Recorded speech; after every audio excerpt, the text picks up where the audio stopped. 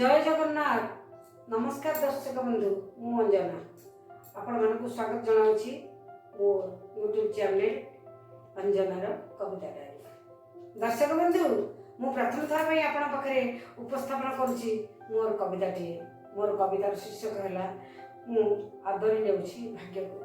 प्रत्येक मनीष टिके भूल गले निज भाग्य को आदरी नहंती, किंतु देखंतु नदी की, देखंतु फूल को, देखंतु झरणा को, से कौन कभी भाग्य को आदर नहीं चाहती, से गतिपथ कहीं रोकी पाना। से मु ए कवितार शीर्षक आनी मु आदरी रही भाग्य को।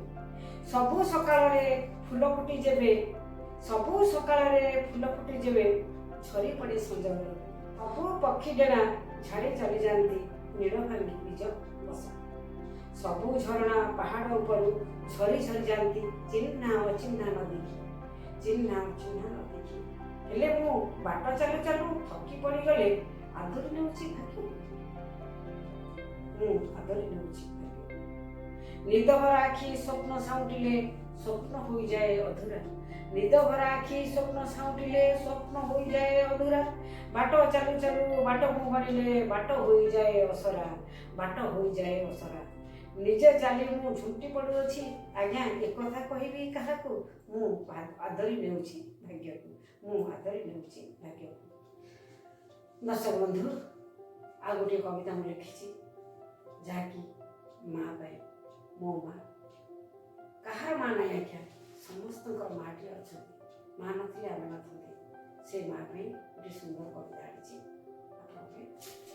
आज मोर कवितार शीर्षक माँ को आपन आगे पठन करुछि। मो माँ, माँ मोर दयामयी स्नेहमयी पसरा, तापरी नाही केही आउ जणे जेते मु खोजिबे ए दुनिया सारा।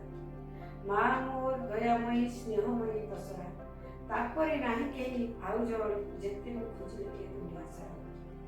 ता मिठा डाकरे भांगी जाए सकाळर निद, ता मिठा डाकरे भांगी जाए सकाळर निद, ताहा तो रांधणारे मु पाई थाए खाइबाकू सतेकी महाप्रसाद, ता हाथ रंधणारे पाई थाए खाइबाकू सतेकी महाप्रसाद।